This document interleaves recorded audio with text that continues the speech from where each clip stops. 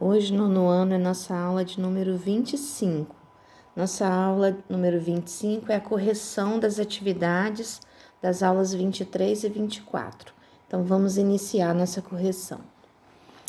Na nossa aula número 23, a primeira pergunta dizia o seguinte: os telescópios são instrumentos de observação compostos por lentes e espelhos. Você consegue achar alguma outra explicação, alguma outra aplicação para as lentes e para os espelhos, né?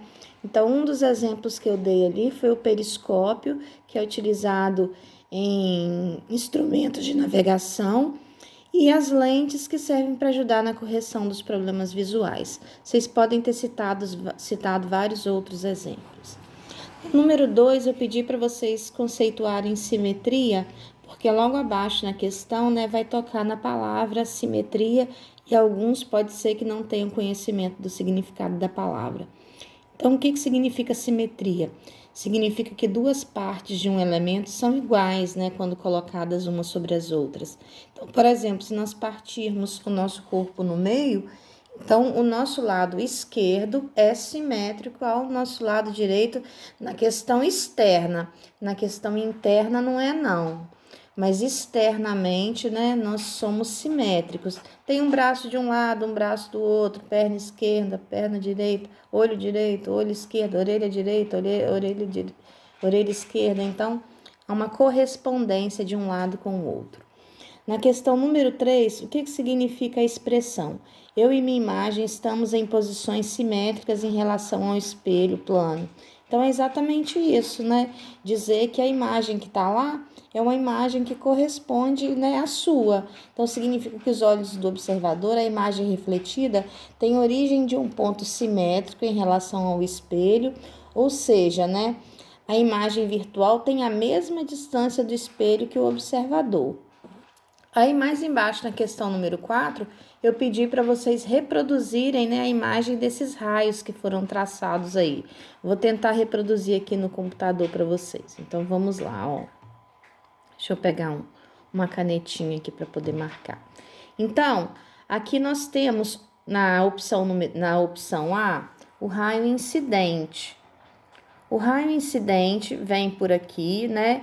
E vai sair pelo outro lado. Deixa eu ver se eu consigo riscar. Aqui em cima não ficou bom, não.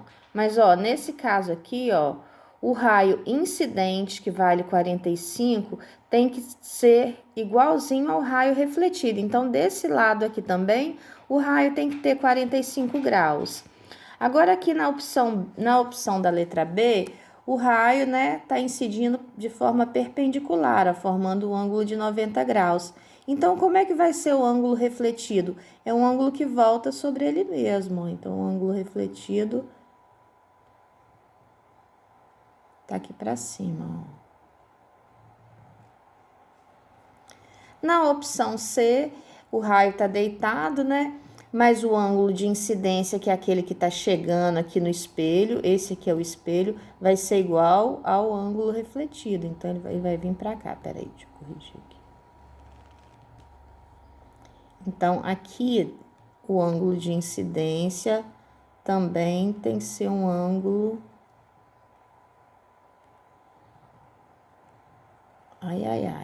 de 30 graus, tá ok? Já na opção número 5, tá perguntando o seguinte: um aluno colocou um espelho plano em pé ao lado de uma folha de papel, né? E tá mostrando a figura embaixo. Ele fez a primeira letra do nome dele, que é a letra F, né? Então, eu pedi para que vocês fizessem a letra do nome de vocês aí também. Então, aqui eu não vou conseguir fazer todas as letras, porque o nosso tempo é curto e a gravação não pode ser extensa. Mas a ideia é que, podem ver que esse pontinho aqui da letra F, essa distância que ele tem até o espelho aqui, ó, tem que ser igualzinha a distância da pontinha da sua letra aí no caderno. Estão vendo? Então, é como se eu invertesse a imagem para o outro lado, tá ok? Depois, pessoalmente, em sala de aula, né, nós ainda vamos ter um momento para poder falar sobre isso. Na questão número 6, está falando do ângulo de reflexão e do ângulo de incidência. Então, a resposta era que o ângulo de incidência é igualzinho ao ângulo de reflexão. Depois, na questão número 7, né, tem uma figurinha, né? E aí pergunta assim: faltou luz na sua casa e seus avós fizeram uma brincadeira, né? Talvez vocês já tenham brincado de sombra em casa alguma vez, né? E aí pergunta de que eles estão brincando, né? E que princípio é esse que tá falando da brincadeira. Então, a brincadeira é a brincadeira de fazer sombra, né? E fala da propagação retilínea da luz. Na questão 8, já vai falar de espelho côncavo e espelho convexo, né? E aí, se nós pegarmos uma colher, a gente consegue entender a parte interna da colher, né? Que é onde a gente coloca a comida, por exemplo, né? Essa parte côncava. Se eu colocar uma superfície refletora atrás da colher, eu vou formar um espelho côncavo. Agora, se a parte de trás da colher é que é a parte que vai ser a parte refletora, aí eu já tenho um espelho convexo, tá ok? Na questão número 9, descreva uma maneira de aquecer uma panela usando um espelho côncavo, né? Então, por exemplo, se nós tivermos uma lupa, a gente consegue, então, né, fornecer, porque a gente vai ocasionar raios que convergem no mesmo lugar. E quando esses raios incidem no mesmo lugar, a energia, então, vai ser focada toda naquele ponto. Então, acontece a mesma coisa com a panela e com a água. À medida que eu consigo converger os raios para uma mesma direção, eu consigo, então, ocasionar o aquecimento daquela água e daquele objeto. E aí embaixo está falando da lupa, né? Que é uma lente convergente, né? Então, o princípio é mais ou menos o mesmo da questão acima. Se uma folha de papel, por exemplo, for colocada a uma distância focal da lupa, haverá uma concentração da luz incidente na lupa que aquecerá um ponto de papel até que ele possa pegar fogo. Então, a gente pode experimentar isso depois em algum momento para explicar, né, a convergência da luz usando esse tipo de lente aí.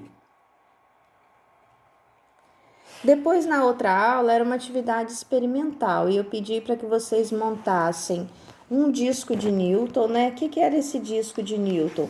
Era uma estrutura circular e vocês precisariam usar várias cores nela para poder representar.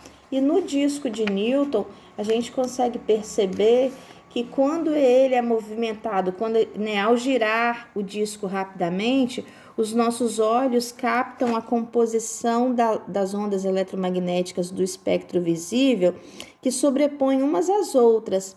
É semelhante à sobreposição de ondas de diferentes comprimentos numa superfície de água agitada, né? E o resultado é a luz branca que é composta de todas as demais cores, né? Então, se vocês fizeram direitinho, vocês conseguiram perceber que quando o disco foi girado rapidamente, a gente não consegue perceber nenhuma das cores, fica o branco, porque no branco a gente tem, né, a presença de todas as cores. E depois, na questão número 2, pediu para vocês colocarem, né, uma caneta, um lápis, um copo de água e observar. E aí a gente chama esse fenômeno do lápis quebrado, né? Porque o raio, quando ele incide no ar, ele tem uma determinada velocidade. Aí, quando ele incide na água, ele já vai ter um outro comportamento. Por isso que a gente tem a refração da luz, esse fenômeno. Por isso que a gente tem a sensação que o lápis está quebrado. Depois, na aula número 26, as características das ondas eletromagnéticas. Vocês vão observar, então, que as ondas eletromagnéticas, elas têm um comportamento diferente das ondas mecânicas. Nas ondas eletromagnéticas, o comprimento de onda pode variar de centenas de quilômetros, como é o caso das ondas de rádio, até milhares de vezes, né, menor que o raio de um átomo. Então, elas são muito variadas. E a luz correspondente às ondas eletromagnéticas que o nosso olho consegue ver, ela é chamada de luz visível, né? E é sobre isso que a gente tem falado nas nossas aulas. Então, assistam as videoaulas, façam a leitura do texto e depois, se surgir alguma dúvida, né, que eu possa esclarecer aqui durante durante o WhatsApp, eu esclareço.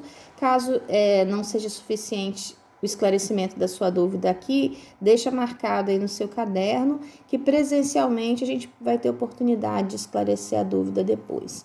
Então, boa aula para vocês. Daqui a pouco a gente está disponibilizando a correção dos exercícios aí.